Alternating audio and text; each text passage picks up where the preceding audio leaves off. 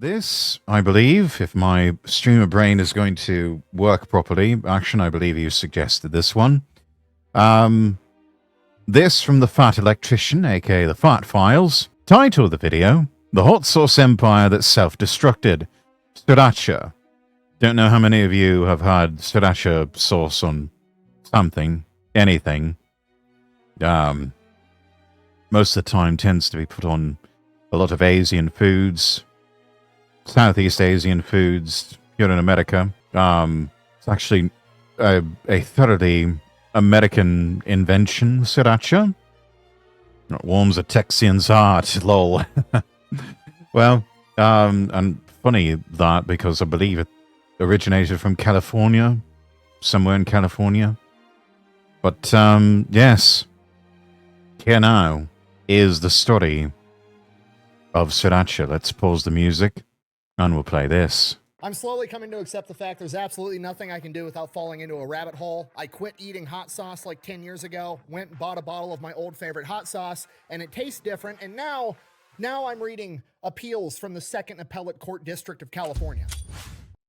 Today we're talking. How often has that happened to us? Our favorite snack foods, our favorite, just anything. Turns out the recipe's been changed, and now it's shit. I mean, didn't we just see this recently with American chocolate? Not just Reese's, which the family of the bloke who invented the Reese's peanut butter cups, publicly coming out and saying, "Yeah, we've tried Reese's as of late. Can't really eat them anymore. They're not like the original recipe that Granddad came up with. They just kind of taste like shit now." And turns out it's because then I don't think they're even bothering to put proper chocolate or peanut butter in them anymore. It's just all a bunch of fucking chemicals. The same thing with Hershey's chocolate. You know, you got the TikTok videos of the floppy chocolate bars.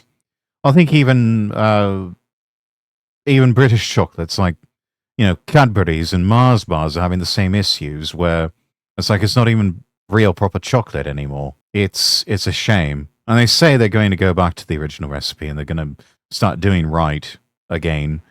Don't know if I trust them to do the right thing. We'll see. I don't know. It all just sort of tastes like chemicals to me these days. I was talking about Dr. Pepper. Oh, all right then. I've got like 2 bottles in the fridge. Of what? Dr. Pepper or Sriracha? Or both?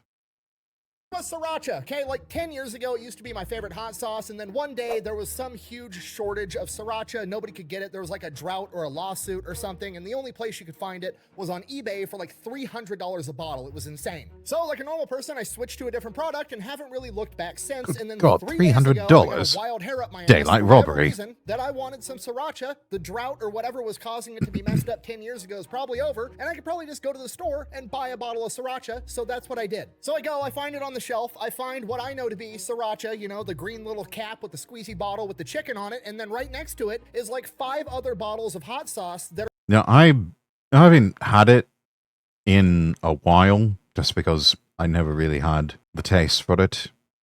But, chat, maybe one of you out there could tell me, Tabasco, is it as good as it used to be? I know it's almost like a kind of occasion sort of thing.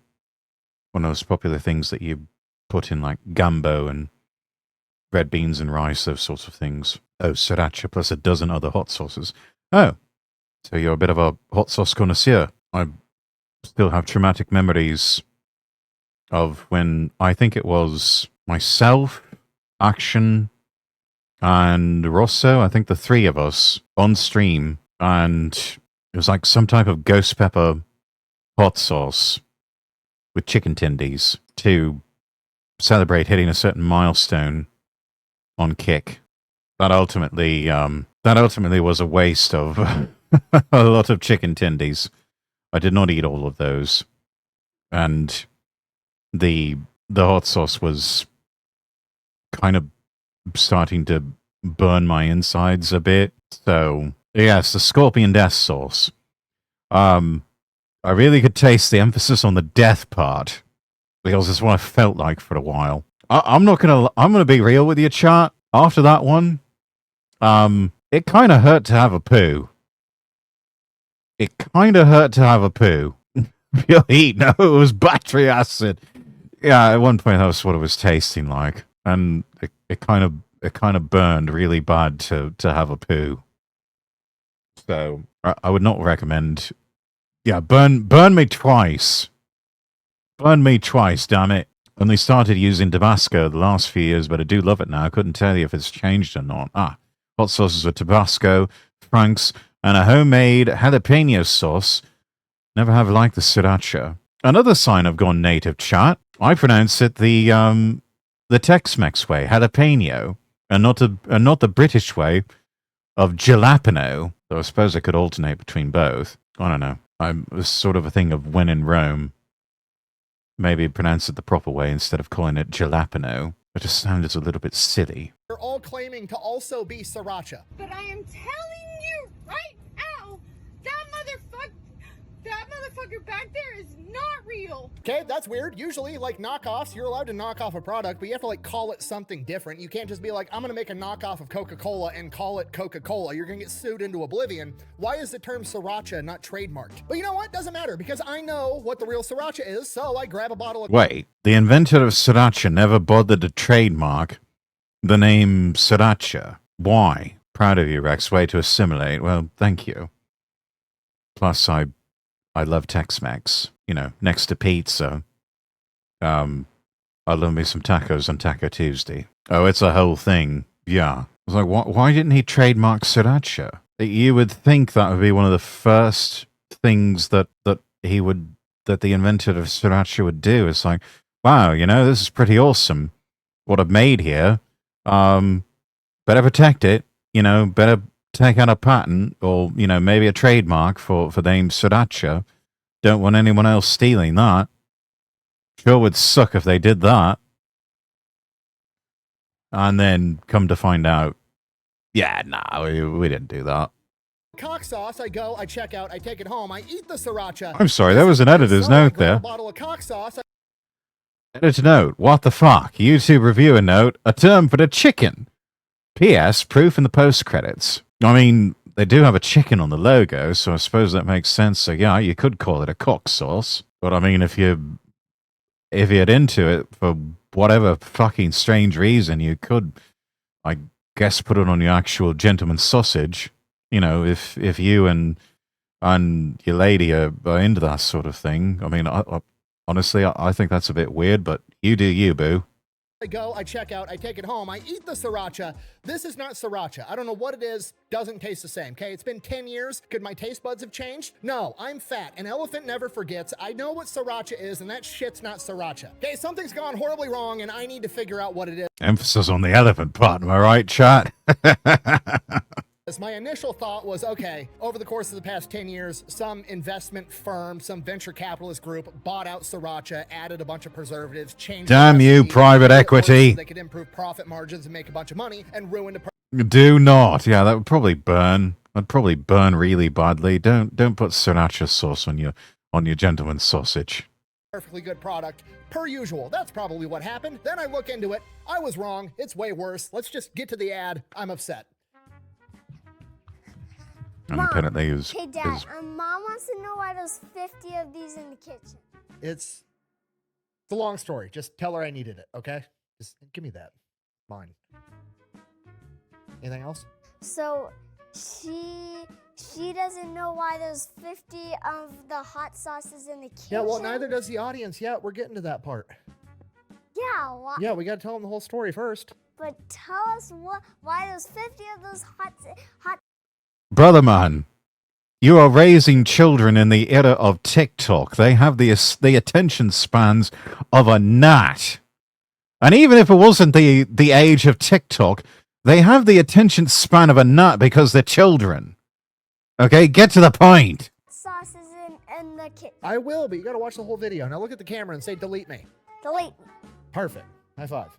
I don't know. I'm not going to do that. Right. See you later. This video is charming kids, though. Okay, super simple, straightforward business model. You give them money, they turn around and make sure the data brokers aren't selling your everything that you use. Okay, A little bit, they turn yeah. around, they Okay, sell we're it gonna to data broker, jump and ahead I'll of have a that. link and a Thank discount you. code down below. Let's get back to the video. All right, we're just gonna take it from the top. Our story begins in 1975. The communists take over Vietnam. Living inside of Vietnam at this point in time is a 30-year-old man of Chinese descent by the name of David Tran. And as far as I can tell, David Tran is just a normal dude that has a hobby of making hot sauce in his free time. Okay, ethnically. If it's not the boys, it's his wife with a gun.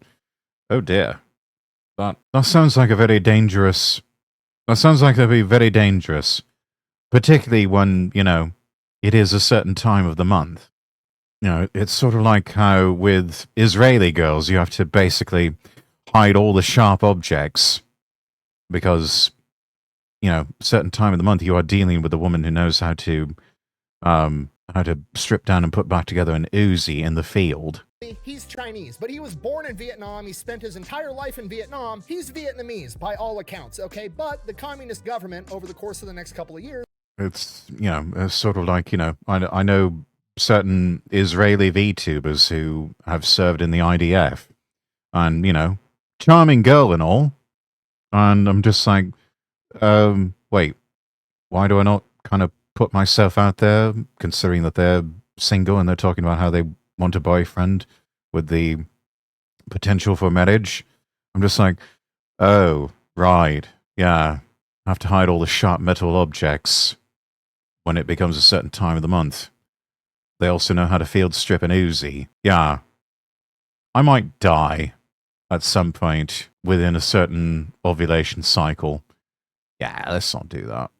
Starts adopting anti-Chinese policies, and eventually he is forced to flee his home country of Vietnam and board He's a one of the ship boat with people. 3,000 other Vietnamese people of Chinese descent, and that... These are the actual good boat people, though.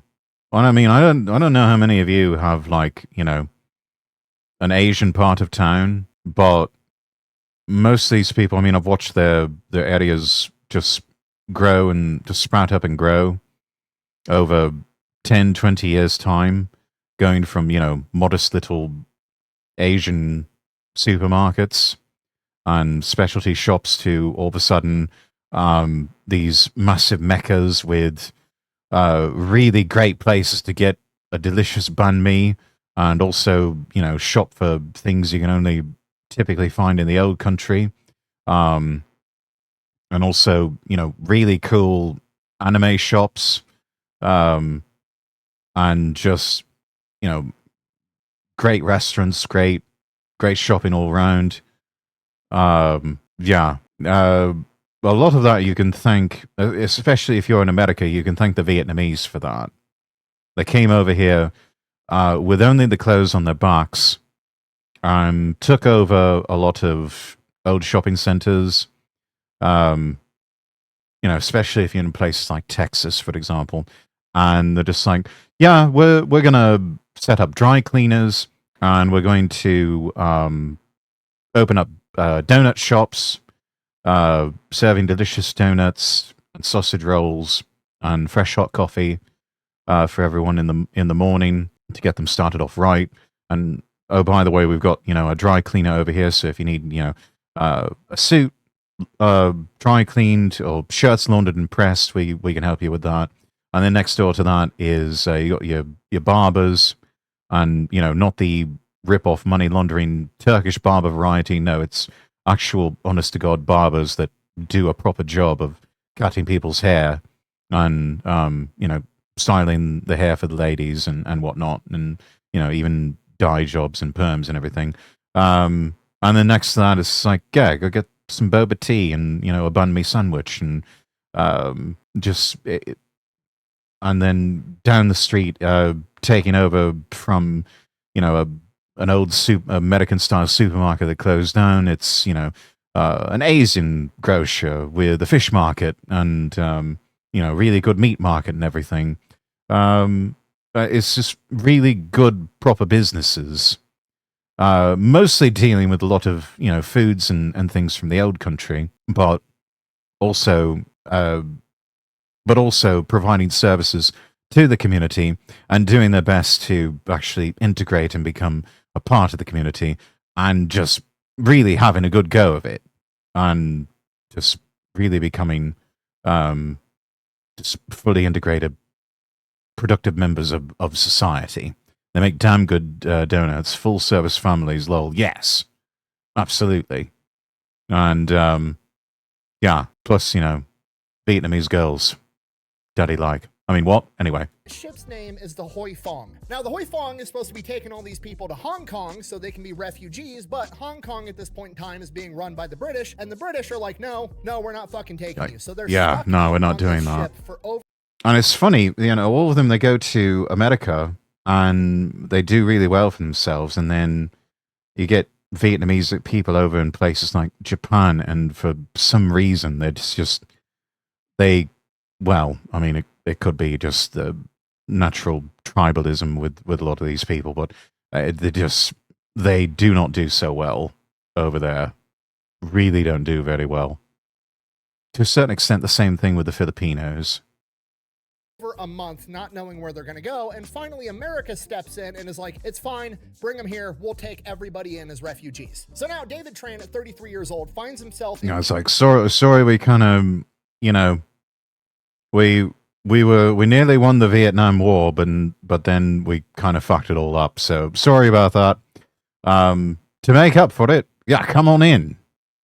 California, doesn't speak English well, if at all. He's here through absolutely no fault of his own, and he's got to figure out how to make a living, and the only thing Tribalism, lol, nice term for it. I mean, you call it tribalism, you call it good old-fashioned racism, whatever. He's got is hot sauce. He doesn't need to speak English. He doesn't need to have technical skills, because everybody appreciates a good hot sauce. If he can make it and sell it, that's going to be how he makes his living. So that's what he does. He starts making his hot sauce, and he's literally refilling old baby. I mean, what else are you going to call it? Crowd groups?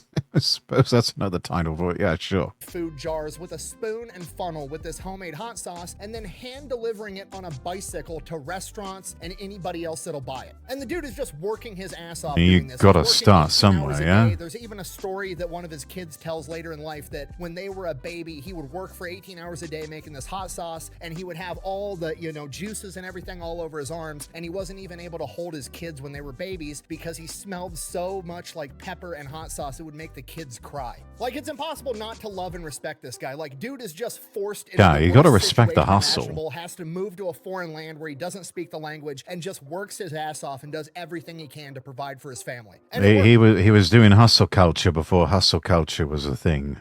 His hot sauce becomes like a cult thing in LA, and by 1980, he buys a 5,000 square foot warehouse where he ramps up production. Okay, do you understand how impressive that is? Like, I'm gonna say it a little bit slower. He moved to California, doesn't even speak English in 1978, and by 1980, 2 years later, 2 years, he buys a 5,000 square foot warehouse in LA, which is renowned for having cheap real estate. Browsing Los Angeles for homes in 2026. Renowned for having cheap real estate. And you've got this shit shack here.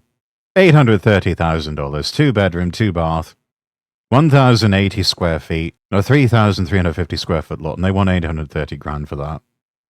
In Culver City. That's insanity. What a difference 40 years makes. Yeah, guy really putting his nose to the grindstone. Yeah. I mean, even back in the 80s, I can imagine a 5,000 square foot warehouse, probably still quite expensive. Not as insane as the prices now. These days, forget it. You're not getting that. But back then, even back then, not an easy feat. True sad story looking around my old neighborhood in Pasadena, and homes on average are in the millions. I mean, if you were a hodler of real estate, you might be all right, but on the other hand, it's like good fucking luck trying to unload that these days. I mean, you're seeing it even in Texas now that they've ended the programs that were effectively giving free fucking houses to Indian H-1Bs. You're seeing home prices collapse, $500,000 homes, and probably can't even sell it for that. It'd be fantastic if they go back down to earth and it's like you can get a nice house in a town like Salina for $250,000. I think that's much more reasonable. But yeah, these insane prices, long overdue for a correction. And those sorts of first-time home buyer programs desperately needing to be taken away from the H-1Bs and made exclusive for American citizens. State. Okay, this dude is a complete badass. Okay, so he gets his new factory up and running. Once he does that, he adds a couple of new flavors, and one of them is going to be based off of a Thai-style hot sauce known as Sriracha. Sriracha was the town that this style of hot sauce was originally invented in, so he just calls it Sriracha. He slaps a chicken on the bottle because that's his zodiac sign, and then puts a bunch of Chinese shit all over it, and he calls his Born in the company year of the Hui rooster. Fong Foods, named after the ship that brought him to America. Okay, just so we're all on the same page. Hui Fong? It looked more like Huey Fong to me. A Vietnamese guy flees communism, moves to America, starts a hot sauce company, takes a recipe from Thailand, puts it inside of a Chinese branded bottle, and then sells a shit ton of it to achieve the American dream. I love everything about this story. It's the most American shit ever. From here, over the coming years, Sriracha becomes out. And Abbott loves him some H-1B visa. Don't get me started on all the Hot Wheels. Yeah. Talk about someone who has sort of outlived his usefulness and is clearly being bought off by the Pacheets. It's time for him to go. It's time for him to go. Outrageously popular. At this point, he probably should have trademarked it. Couple of problems. One, you can't really trademark Sriracha because the word Sriracha is just the name of the town the sauce was created in. It'd be like somebody trying to trademark the word Los Angeles. You can't do it. So at this point, most people would be like, okay, we're going to give it a different name so that we can trademark it. But David Tran is like, no, we're calling it Sriracha. I don't care. If you want to make another hot sauce and also call it Sriracha, that's fine. I'm still going to win because my shit's better. He's just a complete gangster about the entire thing. Patents for the week. Okay, another $1 into the reasons you should love David Tran jar. Like, that is the best attitude on the planet. Like, I'm gonna beat you, not... I can't hear the last name Tran and not think of that. I don't know if anybody remembers Cinematech from G4 TV, but the whole, here comes Dr. Tran. Because my lawyers made it illegal for you to compete with me, I'm gonna beat you by just beating you and outperforming you and giving the customer a better product. And while that is a great attitude to have, great attitude alone isn't gonna make a great product. A great plan is, and David Tran has that plan. Hui Fong Foods is gonna make their Sriracha by using fresh, locally sourced ingredients. He is buying red jalapeno peppers from local farmers, having them picked in the field, taken straight to his factory, and turned into hot sauce the exact same day. Is that cost effective? Absolutely not. He could probably make way more money, have way better margins if he was buying a bunch of shit from overseas that was dehydrated, thrown into a barrel, and shipped across the ocean, but that's not what he wants to do. He wants to have it fresh, and he wants to support the American economy. He literally says he locally sources everything that he puts into his... Damn, dude's not even from America, and he's being more patriotic than a lot of Americans. Good on him. God bless him. I remember that one, quite the antique. Yeah, it's an oldie, but a goodie. Hot sauce as his way of giving back to America for bringing him into this country as a refugee. Okay, impossible not to love this guy. Comes to America, works his ass off, does not compromise on morals whatsoever. Like, I'm gonna do the right thing. Yeah, well, why can't we have more of those, you know, instead of Chinese and Indians and Pakis and all these other types? It's like, can we get some more Vietnamese over here? I would say let's get some more Japanese over here while we're at it. Maybe some more Koreans. But you and I both know we get too many of the women folk from Japan and Korea and everywhere else. And you just know the American Karens are going to start forming right-wing death squads overnight. Because they don't want the competition. I think I know what I need to get this week and talk about the American dream. Ah, welcome in, Steel Bear. Welcome in. Good to see you. Yeah. Get yourself, of course, I don't know, be careful. Don't just get any old bottle of Sriracha sauce, because apparently it's not quite the same as it used to be. I don't know. I'm gonna create a superior product, I'm gonna support my people, and I'm gonna fucking win, and that's exactly what he does. Fast forward, by 1988, he's selling so much hot sauce that he's having trouble sourcing enough red jalapenos to be able to keep up with demand, and a local farmer, Craig Underwood, the owner of Underwood Ranch, hears about his issue and writes him a letter. Not an email, not a text message, doesn't give him a call, writes him a letter that literally... Well, I mean, it's still the late 80s. People still write each other letters back then. Email wasn't quite a thing until the mid-90s. Goth Daddy made some comments in similar but more aggressive like that about the UK Karens. Yeah. Really just says, and I quote, do you want me to grow you some peppers? To which David Tran is like, hell yeah, grow me some peppers. I need a lot more peppers. So Underwood Ranches starts planting these red jalapeno peppers. And because the ranch is so close to his factory, they're actually able to pick the peppers, put them directly onto a semi truck, drive them straight to the factory, and within 6 hours, they are turned into hot sauce. And this is what... Oh, I thought he was going to say, yeah, we can just walk them over there. We're right next door, mate. We will just walk them over there. But it's probably still easier. Just, yeah, use the lorries.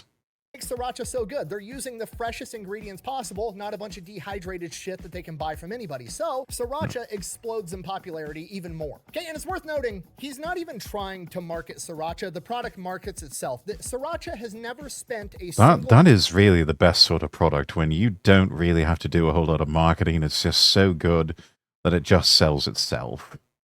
That is any salesperson's dream. That's any businessman's dream. Penny on advertising or anything else. It's just like, you try it, you like it, you buy more, the end. That's David Tran's entire business model. I create a superior it's product. Simple, but the it's customers effective. will come to me. And it works. Sriracha starts hitting mainstream. It's getting sold all over the United States, at which point Sriracha does start getting some backlash. There's interviewers and reporters asking questions like, hey, why don't you make it a little bit milder? Some people say it's too hot, to which David Tran responded, and I quote, then use less. Hot sauce is supposed to be hot. Duh. Okay, I mean... This motherfucker don't miss. Now, the relationship between Underwood Ranch and Hoy Farm Foods... Is he wrong, though? It's like, if you don't want it as hot, then you don't use as much. If you want it really hot, you use a lot. I mean, one would think it would apply to a lot of other hot sauces and barbecue sauces and whatnot. I mean, I don't know, maybe not barbecue sauce, because you sort of have to marinate when barbecue sauces are involved. Sometimes the degree of hotness with that would make a bit more sense. But then again, you could marinate, I'm sure plenty of people have marinated meat in sriracha sauce. And then if you cook it, I'm just sort of extrapolating, wargaming this out, thinking on this out loud, chat. You cook it in sriracha. Doesn't that cook some of the heat out to where it's not as hot? I mean, it's still going to be spicy, but some of the heat gets cooked out. I don't know. Am I right about that, chat? Does anybody know? Has anybody done that? Or am I just mad? Have I just gone mad finally? Chat, let him cook. Anything acidic makes for the marinade. Sriracha's sadly not the same anymore. Dominic Bites, welcome in. Completely agree with the philosophy. Oh, and thank you, Dominic, for redeeming not first. Also, hello. I have, turns out, really good in peach hot sauce, very mild. Marinating in spicy things, 100% a thing. Oh yeah, no, I'm fully aware of that. I wonder how much of that heat gets cooked out. You know, if you marinate and say bake it or air fry it or something like that. Yeah, the heat would break down the capsaicin. Okay. I figured that was how it worked. I haven't really cooked a whole lot with that. I prefer to just sort of let the meat do the talking with all the flavors and everything, and don't really spice it up with any sort of sauces or rubs or anything like that.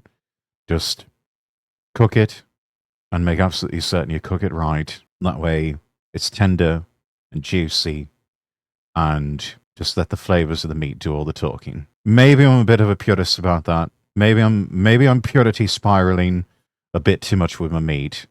That's always been my fairly basic philosophy. Depends on what and how. If you boil a steak in ghost pepper juice to just fumigate the house, you basically pepper spray your household. A marinated meat and other hot sauce is not sriracha.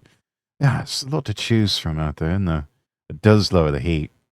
How much? Who knows? It would take some experimentation. goes on in a conventional sense for like the first 10 years. Basically, Underwood Ranch grows some red jalapeno peppers. They sell them by the pound to Hoi Fong Foods. That's how it's normally supposed to go. And by the end of that 10-year period, Underwood Ranch is supplying 95% of all the red jalapenos to Hoi Fong Foods. And Hoi Fong Foods is accounting for approximately 25% of Underwood Ranch's business. The problem is Sriracha is getting more and more popular by the day, and he needs more red jalapeno peppers, and he wants Underwood Farms to grow them because they have a great relationship. So he goes to Craig Underwood and is like, hey, I need you to grow more red peppers. To which Craig Underwood is like, hey, look, you're accounting for 25% of my business already. That's probably too much for diversity. Like, if I lose you as a client, I'm going to go out of business. I can't risk growing more of, my available land on these red peppers because it's just too risky. I can't do it. Go ahead and buy some red peppers from somebody else. I'll keep supplying you as much as I possibly can, though. How about no? But David Tran doesn't take no for an answer. He's like, no, you grow the best red jalapeno peppers. I need you to do it. You're the best at it. Here's the deal. Rather than you footing the risk of having to grow these peppers and then me buying them by the pound, I will pay you up front for every acre of these peppers that you plant. Meaning that David Tran is now footing the risk of if there's a drought or, a famine or there's a bad crop, whatever. He's front loading. He's kind of front loading the whole thing. And yeah, I mean, that's a pretty sweet deal if you're the farmer. But if that goes south, if you've got a bad crop or a bad year, on the Sriracha side, yeah, you've had it. I'm thinking the red jalapenos is why I never got into Sriracha, grew up on the green ones. I honestly can't taste much of a difference. One of my faves is Cholula. Curious how that would work. My family loves when it's pepper drying season. Dehydrators on, windows open, eyes watering. I usually use beer for marinade. I've heard of that. There's a recipe that we've tried here at the homestead for what's known as beer can chicken. I think we actually took like a whole chicken and shoved an open can of Pabst Blue Ribbon up its arse. And somehow it worked. Mimiki, hello. Just wanted to stop in and say hello before bedtime. Well, hello, good to see you. I've seen vids for that. Shows how confident he was. Red are hotter than green. Oh, are they? I didn't know that. Oh god, why Pabst? What a waste of good chicken. Yeah, I mean, if I had it my way, I'd probably just pick some sort of really tasty microbrew. Shove that up the chicken's bum and, drink the rest. I mean, what else are you going to do with it, yeah? Oh, yeah, beer butt chicken, yeah. Hell yeah. Red and green are the same thing, just a fully ripened jalapeno goes red. Oh, all right. But wait, what about the yellow ones? And maybe the orange ones? Or do those count as jalapenos? Or are those even... Wait, do jalapenos... Is there such a thing as a yellow or an orange jalapeno? I know there's other types, like yellow and orange bell peppers. I just wonder if there's a thing with jalapenos. Hey, HMS Ashbridge, thank you for the follow. A different variety of peppers. Good morning, good afternoon, good evening, good time zones. What even is time these days? And the risk is no longer on Underwood Ranches. It is now on Hoi Fong Foods, which is a deal that Craig Underwood just can't turn down. So he agrees. And from here, as far as I can tell, they shake on it, and that's that. There's no contracts, no nothing. Underwood Ranches, over the coming years, converts all of their farm into just growing red jalapeno peppers for Hoi Fong Foods. The entire thing is one crop for one client on a handshake agreement. And you know what? It works like a charm. And now that Underwood Ranches is only... It works like a charm for men of honor and good character in a high-trust society. We don't really live in that world anymore, unfortunately. Yes, time is a concept. Those are typically sweet peppers, different taste, hotness levels between red and green jalapenos. Ah, all right. Sweet peppers are pretty good, though. I've had some of those before. Not bad. Sort of like, I don't know, would banana peppers be considered a sweet pepper? It's a really mild kick, but they go really good on pizza. Yes, back when a handshake mattered. Yeah, when a man's... It's sort of like a... There was one quote from the character J.R. Ewing on Dallas, where he said, "Contracts are made to be broken, but a handshake is the law of God." growing one crop, they start to become experts in growing red jalapeno peppers. Him and his right-hand guy, a guy by the name of Roberts, actually develop and build a harvester so they can harvest all of the peppers with a machine rather than sending people out into a field to pick them by hand. And this goes on for years. Craig Underwood and it's David more Tran efficient that actually way. become really good friends. They watch each other's kids grow up. They're going to each other's houses for holidays. Everything is perfect. And then by 2007, David Tran has a meeting with Craig Underwood and is like, hey, you need to make your farm bigger because I'm going to need more peppers because I am buying a new factory that's going to be 600,000 square feet. Okay, and if you don't know, acquiring more farmland is not a simple process by any stretch of the imagination. Yeah. Let me just go over to Oh, you need me to acquire more farmland? Oh yeah, no problem, mate. I'll just go over to the farmland shop and just buy some over there. Because Lord knows they're making plenty of that. Handshake agreement's usually an unbreakable agreement. Banana peppers usually get pickled. That's why they're good on pizza and as a condiment. Oh, okay. So that's how that works. I do like pickled peppers. Pretty much anywhere in the United States, but especially in places like the Midwest or California, where real estate is notoriously expensive. But from Craig Underwood's perspective, this is, not just a business acquaintance. This is my homie. He knows where I live. He knows my kids. We've been working together for 20 years at this point. If he needs it, I'm going to get it done. Underwood Ranches... Otherwise, it's going to break my legs. Millions and millions of dollars and acquires 1,800 additional acres close to the new Hoi Fong Foods factory so they can keep supplying them. Now, presumably, some of that land was bought, but a lot of it had to be leased. And when you lease farmland, you're leasing farmland for decades at a time. Nobody is leasing farmland for like a year or a couple years at a time. It's like, no, you're going to sign a lease and you're going to be on the hook for this lease for the next 30 years, which is extremely risky for Underwood Farms, but It's, fairly standard course there with it's a lot like commercial property. Usually those sorts of even development leases or just a lot of long-term office leases like that, they can usually span multiple years, sometimes even decades. he's betting on Sriracha. This depending thing on is blowing up, what it's the selling building everywhere, is. and he's been with this guy for 20 years. It seems like a sure thing. Okay, and if you weren't around or you don't remember, in like the 2010s, Sriracha was absolutely everywhere, right? Like they were putting Sriracha on hats, shirts. Lay's had a potato chip Sriracha flavor. They were going mad with the merch. Though this one I don't remember. Chat, did anyone eat the Sriracha flavored crisps? And if so, were they any good? Now, I suppose you could still have them today. Just get the regular flavor of Lay's or Walker's and dip them in the Sriracha sauce. Never tried them? Oh. David Tran got paid for none of that, by the way. He could have probably sued for trademark infringement. Damn, man. That's just leaving money on the table then. That's an unforced error right there. The word Sriracha, but for the use of his rooster logo, but he never did because he just viewed the entire thing as free advertisement, which it absolutely was. I suppose so, but it's like, bro, he could have at least tried to get a cut of the merch sales. I mean, at the very least, it would have helped you pay off the mortgage on your warehouses. Or who knows? You could have even bought the farmland yourself, and it's like, yeah, you know what? That farmland, yeah, it's mine now. So it's like it's all mine. It's all pure profit at that point. Hot sauce, you're like, oh, I've seen 17 hipsters wearing a Sriracha hats and Sriracha shirts, and there's Sriracha cookbooks and Sriracha Lay's potato chips. I'm gonna buy fucking Sriracha. So Craig Underwood goes through with it. He acquires all this new land, fronts millions and millions of dollars, puts himself on the hook for decades for this farmland, but everything's gonna work fine because Sriracha is not going anywhere, and for years, it goes great. The new 600,000 square foot factory opens up. Underwood Ranches is at full tilt, making red jalapeno peppers. They are growing 100 million pounds of red jalapenos a year, delivering 50 to 60 semi-loads every single day. Oh, damn. Look at that shot. Delivering 50 to 60 semi. It's a truck that's having to haul doubles of red jalapeno peppers. That's a lot of peppers. And that is a lorry that requires a special endorsement on the commercial driving license of the driver. Can you imagine driving for the farm and for Sriracha? I really have to wonder if they make good money. Loads every single day to Hoi Fong Foods.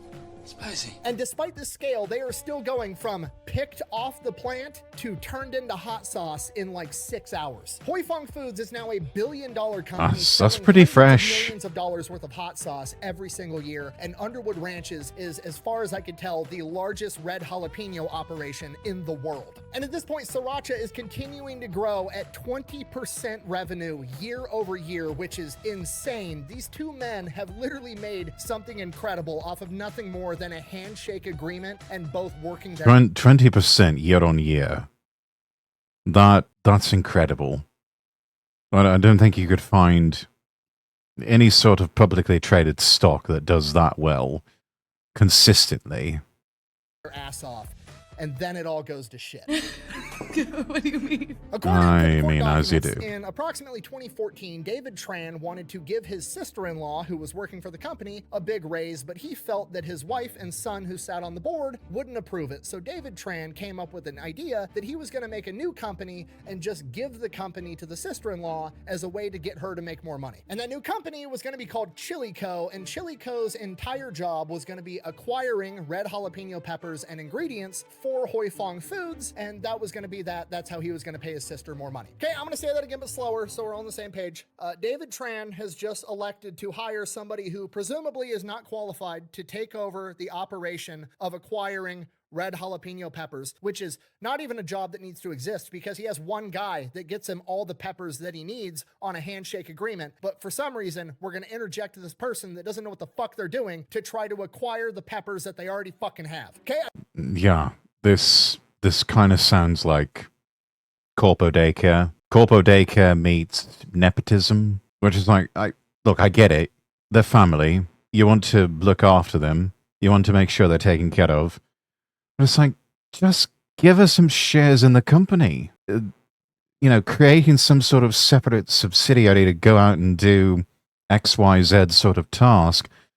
That's a lot of extra steps that seem quite unnecessary when it really would be just a simple matter to draw up some papers to say, look, you are going to have some shares in this company that makes sriracha sauce that we all, own and work in, and that's going to be it. And it's like, you know what? Don't even necessarily have to show up for work anymore because the whole thing kind of runs itself. We've already got the deals in place. We're already getting the peppers. And, I mean, if she wanted to try and paper up the deal, that would have been a smart choice. Because if history has shown it's never a good idea to just go off of handshake deals for a long time, because in the eyes of the law, those aren't really a thing. Those don't exist. What's on paper, that's what's real. I've said this a million times. If it's not broke, don't try to fix it. Everybody's making literally billions of dollars. Yeah, the more he's overcomplicating the plumbing, and the more, as Scotty said in Star Trek 3, the more they overcomplicate the plumbing, the easier it is to stop up the drain. Selling hot sauce and growing chili peppers, just don't touch it. Leave it alone. Continue making money. But that's not what somebody that's a new hire that doesn't know what the fuck they're talking about is going to do. Absolutely. Yeah. Oh no, they've got to come in and make a name for themselves, and swing their giant dong with the big dick energy. Even though we're talking about a woman here, but it's kind of the same thing. Because, I don't know, penis envy or something. Chili Co. starts looking at the numbers and they're like, well, actually, we could buy these dehydrated chilies from China and they would only be $300 a ton. No, so I think no, Underwood Farms should no, compete with these no, dehydrated chilies from no, overseas, don't do while that. he's supposed No. to also deliver brand new fresh chilies that are picked and then turned into hot sauce in 6 hours while he's growing them in California, of all places. What you just said is one of the most insanely idiotic things I have ever heard. So Chili Co. goes to Craig Yes, Underwood we and are is all like, hey, dumber for this having heard that. competitor's chilies for $300 a ton. We want you to be able to sell your brand new fresh chilies and deliver them to us with your semis for $500 a ton, to which Craig Underwood is like, absolutely not. It literally cost me almost $700 a ton just to grow these things. That's not possible. At which point the appropriate response would have been, oh, that actually makes a lot of sense. I'm an idiot. Forget I said anything. Is that what they did? Absolutely not. No. Absolutely not possible. Why isn't it possible? It's just not. Why not, you stupid bastard? The next year, in 2015, Chili Co. pulls Roberts, aka Craig Underwood's right-hand man that helps him run his entire farming operation, aside and tries to hire him away from Craig Underwood. Roberts declines and kind of attributes the entire thing to a miscommunication. He's absolutely right. Around the same time, David Tran gets a hold of Craig Underwood and is like, hey, can we fly a drone over your farming operation? We just want to, look at the crops that are growing, which is weird. He's never done that before, but also, drones are new. I've been working with this guy for 20 some odd years. Fuck it, why not? Yeah, as long as it's for, your personal use or you just want to look at it, that's fine, go ahead. So, Hoi Fong Foods' David Tran flies a drone over, records all this footage of their farming operation, and then nothing seemingly ever comes of it. Then, 2016, Craig Underwood is on vacation out of the country. They know that, so they have Roberts come to the Hoi Fong Foods factory where the Chili Co. head and David Tran basically sit Roberts down and say, hey, we're starting this new company, Chili Co. You're gonna work for us. Not asking him to work for them, pretty much telling him, you work for me now, to which Roberts is like, no, I don't. I've been working for Craig Underwood for 2 decades. That's Yeah, you don't just tell someone who doesn't work for you anymore, yeah, you work for us now, and then just sort of leave it at that. That is not how any of that works. It's more of a polite, we would like you to come work for us, and we will pay you a lot more money. Whatever your current employer is offering you, we will pay you more than that. To which, maybe some negotiation will go back and forth. It's like, no, they've been really good to me, and I don't want to go, and there's nothing you can do to convince me otherwise. We'll pay you double. No, we'll pay you triple. I'll see you on Monday. Where do I sign? I'm not leaving him. They get super pissed. They then turn around and they're like, okay, well, we could still buy this stuff from China for $300 a ton. You're going to sell us your stuff at $500 a ton, or we're going to go elsewhere. They literally can't sell it to you at $500 a ton. It costs them almost $700 a ton to grow this shit. So they lose money on that. You idiots. Demanding that price delusional, this also breaks the entire thing just by going from paying by the ton to the original agreement of we're going to pay you for every acre that you plant, because at this point it becomes obvious they're trying to weasel out of their handshake deal, and because it's just a handshake deal, legally they can get out of it, and there's not a damn thing the farmer can do because they're so hell-bent on cutting corners and getting cheap dried out jalapeno peppers from some Chinese supplier who can do it cheaper, that probably has done it with slave labor. It shifts all the risk back onto Underwood Farms, and now they're screwed because they only grow jalapenos at this point, and they're stuck. So in the coming months, Underwood Farms tries this bloke's not being so patriotic anymore. He's kind of being a scumbag. He's engaging in scumbag behavior. Negotiate a new price with them, but it doesn't really go anywhere. So by the 2017 season, he's not able to plant any jalapenos. Cheaper, yes, but better? Ha ha ha. Yeah, no, it's cheaper is not always better. Sometimes it really is true. You get what you pay for. So there's no jalapenos in the ground. There is now a massive gap in the supply chain that's going to have to be filled somehow. So Chili Co. goes about trying to buy peppers from everybody else that they possibly can, because you're never going to believe this. Nobody has 100 million pounds of fucking jalapenos lying around, and it's really hard to find that many. I am stunned. Just stunned. So in an effort to help find that, they give all the drone footage of all the proprietary techniques and technology and all the intel that they had gathered through espionage to all the other jalapeno farmers without Underwood knowing. This is bullshit. So essentially, Underwood Farms is basically dead in the water, and they're on the hook for all these thousands of acres of farmland that they leased for the next 20 to 30 years. They're gonna go out of business. While that's going on, Chili Co. and Hoi Fong Foods are getting jalapenos from anywhere and everywhere else that they can, which means the quality isn't that great. Some of the peppers are picked too early, some of them are dehydrated, they're having to use green chilies instead of red jalapenos. It's a giant fucking nightmare, which leads to the hot sauce tasting different, looking different. It's like a burnt orange color. That doesn't look as appetizing anymore. The actual red hot sauce looked appetizing. That just looks like a bottle of poo. Or maybe a bottle of sick. Chili Eyeshard, welcome in. Good to see you. How you doing? They could have added red color. They could have. They didn't. Yes, that does look like it came out of a toilet. That does look like poo. It looks like poo in a bottle. It was so bad that everyone noticed it and killed the rep dead. Yeah. Yeah, it's bad. That's bad. People are mad that the Sriracha doesn't taste like Sriracha. Nobody knows what's going on. So now, presumably, Hoi Fong Foods is also financially hurting, so they've decided Sort of like when they started cutting dolphin meat out of tuna. The tuna just didn't taste as good as it used to. start digging through all their accounting, and they're like, actually, we think a couple years back, I think we overpaid Underwood Farms like $1.5 million. We're going to take them to court and sue them, so they have to give us $1.5 million, and that's going to help with our financial burden. What a stupid son of a bitch. Okay, and I cannot stress to you enough that this is probably the dumbest fucking idea imaginable. Okay, I've been threatened with quite a few lawsuits in my day, and I have avoided all of them. Wow, these guys are just, they fell off. They fell off and they just sank to lower and lower levels of lolcow retardation. No, I mean, that's what it sounds like that Sriracha has devolved into. It's just basically a lolcow sauce. It was so bad, everyone noticed, and it killed their rep dead. The average consumer is not quick to notice changes in quality that are gradual. This was a big sudden drop that everyone noticed. They fell down the stupid tree, hit every branch on the way down. Right, dolphin meat, please explain. The rumor is that old-style canned tuna, tuna in a tin, had some dolphin meat mixed in. And apparently that's what made it good. This is just rumors. This is old tales. And would you do business with a company with this track record? No. So reputable farmers turn their back on them. Yeah, understandably so. That's how they're gonna treat their suppliers. Word gets round about that sort of thing.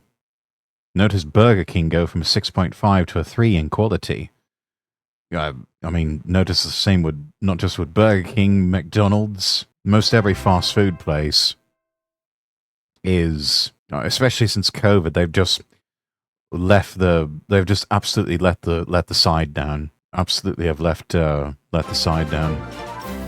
Oh my goodness, Raiders, welcome in. Zafanaf Panea, Faye Nightshade, good to see you, and level 37 Kitsune. Thank you all for the triple raid. Absolutely incredible.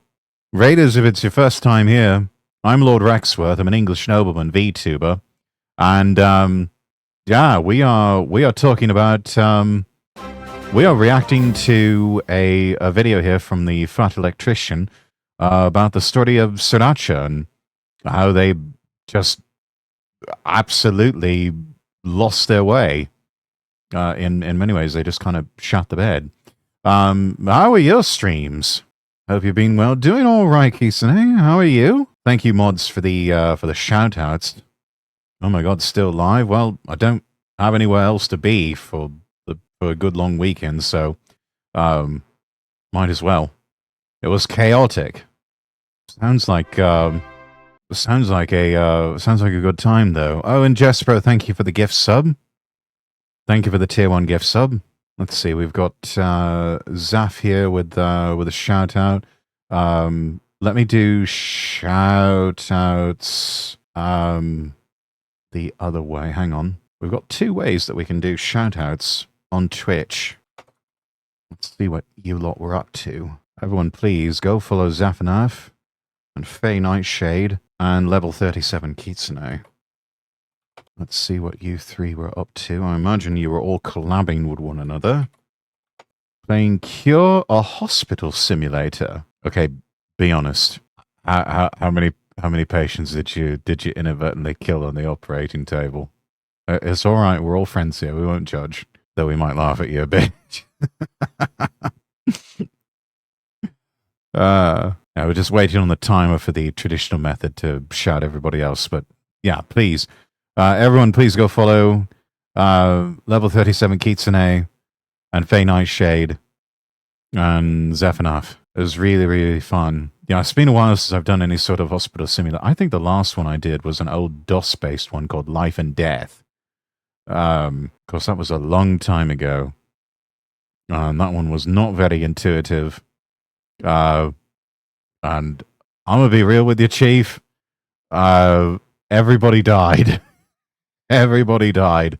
I did not do very well as a medical student in that particular one. I might have killed 10 to 20 with my nightstick as Zafgar. Oh, okay. So you were hospital security.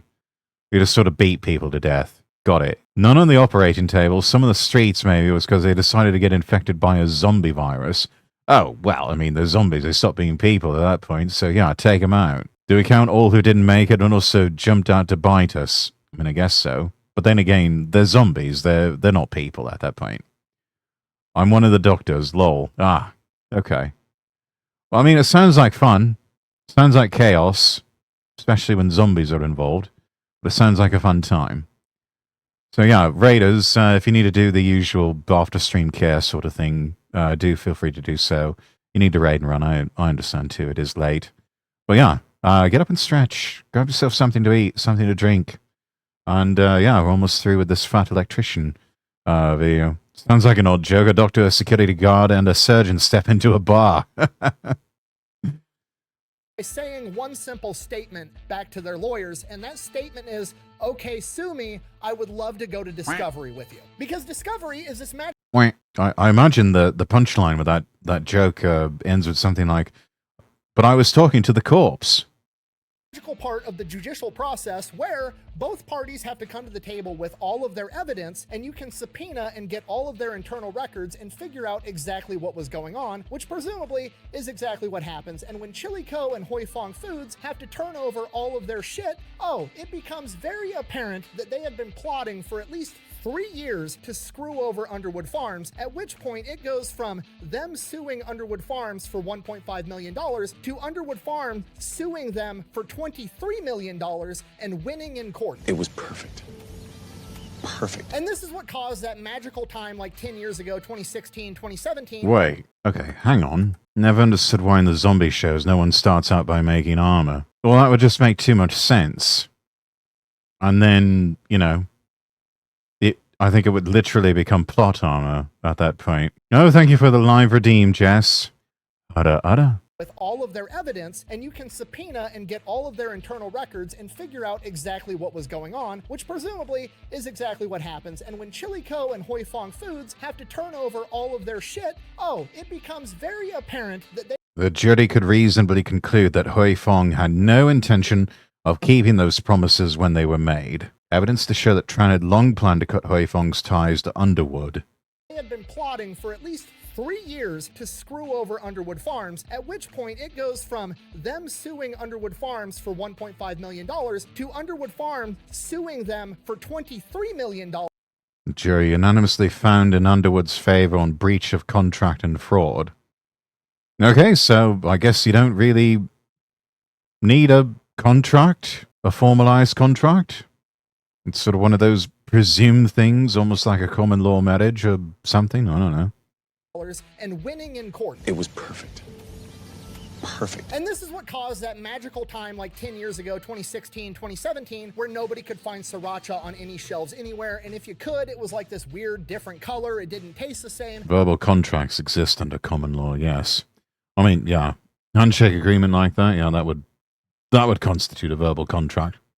Verbal agreements can be sued over. Yeah, not often, but they can. In theory, at least. Can't imagine you get very far, though. Just very tricky to win, but not in this case, yeah. Something like this goes on long enough, it's almost like a couple living together.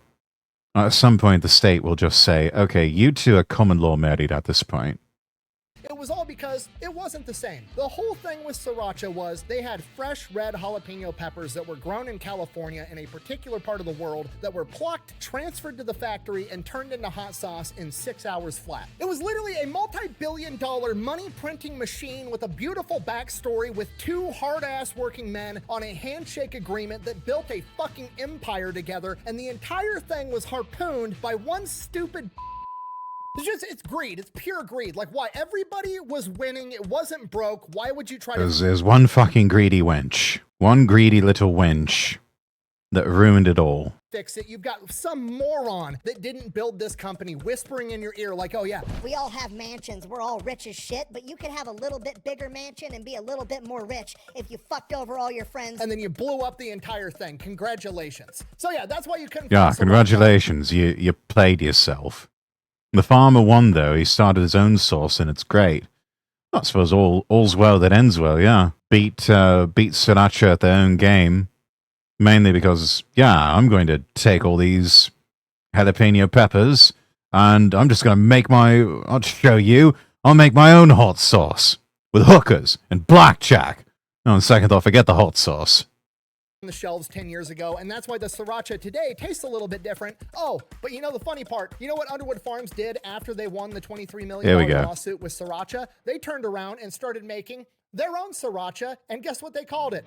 Fucking Sriracha, because you can't trademark the word Sriracha. So now, made with Underwood Farms with the actual chili peppers, you can get Underwood Farms Sriracha, and I'm gonna be honest, it tastes very similar to the original Sriracha, but it's a little bit spicier, and I kind of like it more. So, yeah.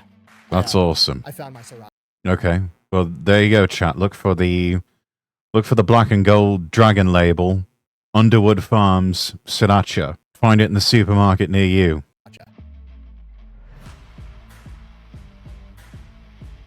I wish I could tell you what the next video is going to be, but who knows what rabbit hole I'm going to fall into next.